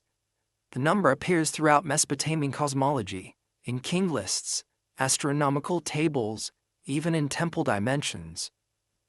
Was it mythic numerology, or encoded memory of a celestial rhythm once observed with awe? Astronomers scoff at the idea of a hidden planet returning to our skies. Yet, beyond Neptune, telescopes have indeed found gravitational anomalies, perturbations suggesting an unseen mass, perhaps a wandering world tracing a long cold orbit around the sun. The data remain uncertain, the mathematics contested, but the idea lingers that something vast moves out there, invisible but influential, returning like a ghost to the periphery of our awareness. Whether literal or symbolic, The return of the sky gods represents something profound, the cyclical nature of knowledge itself. The flood erased memory, the kings rebuilt order, the stones preserved fragments, the tablets fell silent. Each age rises from the ruins of the last, inheriting only what it can bear. When humanity reaches a certain threshold, of curiosity, of power, of hubris, the heavens seem to respond. Sometimes with light, sometimes with silence. Perhaps the gods do not return to us. Perhaps we simply rise high enough to reach them again. In recent years, discoveries have blurred the boundary between myth and possibility. Ancient Sumerian texts, once dismissed as allegory, now reveal astronomical data. Lunar eclipses dated to exact centuries, planetary alignments recorded with mathematical accuracy. DNA research traces human origins to a sudden leap in cognition roughly 200,000 years ago. A mystery of evolution that science still struggles to explain. The genome carries signatures of ancient manipulation, though their meaning remains unclear. It is tempting, even for the cautious, to wonder whether the Anunnaki truly left traces within us, not only in legend but in flesh. Across cultures, prophecy speaks of watchers who will return when the stars take their former positions. In Mesopotamia, it was said they would come when the lion rules the heavens, an age marked by the constellation of Leo rising before dawn, a cycle that occurs every 12 millennia. Coincidentally, that era is returning now. In the great year of the Earth precession, we are approaching the same stellar alignment that once illuminated the temples of Eridu and the Sphinx of Giza alike. The ancients called it the dawn of renewal. Modern astronomers call it coincidence, yet coincidence, in the ancient world, was another word for omen. The question of return is not simply about arrival, but recognition. If the Anunnaki did come again, whether as cosmic visitors, as consciousness awakening within us, or as patterns repeating in history, would we even recognize them? Our eyes are trained to see technology, not divinity. We interpret what we cannot explain through the lens of science, just as the ancients interpreted technology through the lens of faith. The forms change, but the ore remains. Perhaps the return is not physical at all, but intellectual, the rediscovery of knowledge once lost, the unlocking of ancient power hidden within the earth and within ourselves. Artificial intelligence, genetic engineering, the manipulation of matter at atomic scales. These are acts once reserved for gods. As humanity ascends to such heights, it begins to mirror the very beings that shaped it. The line between creator and created blurs again, as it did before the flood. If there is a cosmic cycle, then we are now approaching its apex, the point where memory and power converge. There is a chilling beauty in that symmetry. Every myth ends where it began: descent, creation, rebellion, flood, silence, and return. The wheel turns, indifferent and perfect. The gods do not return to save or to destroy. They return because the pattern demands it. The same pattern that governs orbits, tides, civilizations, and consciousness itself. When the Sumerians looked to the night sky, they did not see emptiness. They saw ancestors. They saw watchers. The word Anunnaki itself implies descent, but also recurrence. Those who came, who went, and who will come again. In their mythology, time was not a line, but a circle, and circles inevitably close. So when we gaze upward and glimpse unexplainable lights flickering in the distance, perhaps we are not witnessing visitors at all, but remembering something ancient, an echo of wings, a shimmer of gold, a faint hum of engines or of divinity. Maybe they never truly left. Maybe the gods have always been here, veiled by our forgetfulness, waiting for the sky to open in our minds once more. And perhaps one night soon, the heavens will blaze again, not in wrath, but in recognition, and the silence of millennia will be broken by the return of those who once called us their own. When night falls over the plains of ancient Sumer, the desert seems to breathe. The wind moves through the ruins as if searching for the voices that once spoke there. Priests, kings, scribes, wanderers, all gone, their words dissolved into the dust. Yet somehow the silence feels inhabited. The stones retain shape. The tablets, though broken, still hold intention. Even in their decay they remember. And that memory, faint and persistent, may be all that remains of the gods. The Anunnaki, the architects of humanity, the teachers of lore and number, have long since vanished from the visible world. Their temples are heaps of mud brick, their names echoes filtered through translation. But the question they left behind has never died. Who are we, and what do we remember? For if the stories of our origin are true, even metaphorically true, then the divine is not something that departed, it is something that lingers within us, waiting to be remembered. The Sumerians believed that dust was sacred. From the dust we were formed, they wrote, and to the dust we shall return, carrying the breath of the gods within. To them, the body was not mere clay but a vessel that contained divine memory. Each grain of earth was once touched by creation. When we die, they said, that memory dissolves back into the soil, rejoining the larger consciousness of the planet. Thus, the gods were never truly gone. They had become the earth itself. Every step, every breath was communion. Modern science, in its own way, affirms the poetry of that belief. The atoms that make our blood and bones were forged in the hearts of stars billions of years ago. The carbon in our cells, the iron in our veins, all once burned in cosmic furnaces before falling as stardust into the forming earth. We are literally made of celestial memory. When the ancients said we were the children of heaven, they may have been closer to truth than they realized. The difference is only in language. Where they saw gods, we see physics. Where they saw descent, we see origin. But the wonder is the same.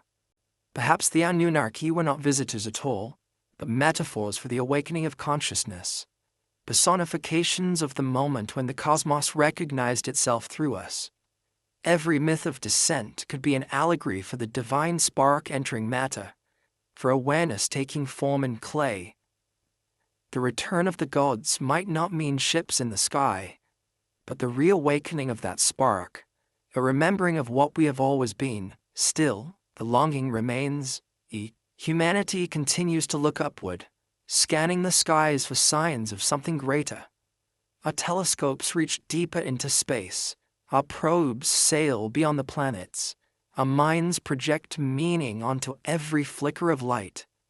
It is the same impulse that drove the Sumerian priests to map the heavens with reeds and clay. The same hunger for connection. Yet perhaps the search is misplaced. The divine may not be waiting above, but below, in the layers of memory beneath our feet, in the silence that holds the shape of forgotten prayers. The archaeologist who brushes dust from a tablet is performing something more than science. He's performing resurrection. Each deciphered word is a heartbeat restored, a fragment of consciousness lifted from the grave of time.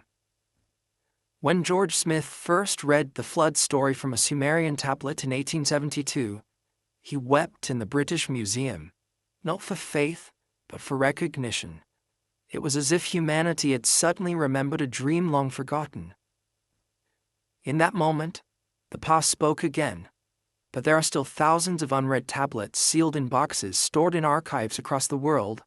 Each carries the potential to change everything, to rewrite history, to reawaken memory. And one wonders, will we ever recover the first word, the one that began it all, the word that shaped clay into consciousness, that bound dust to destiny? Or was that word never written, only whispered, a vibration still echoing in the marrow of our species? If the Anunnaki were teachers, then perhaps their greatest lesson was not in astronomy, or metallurgy, or kingship, but in impermanence.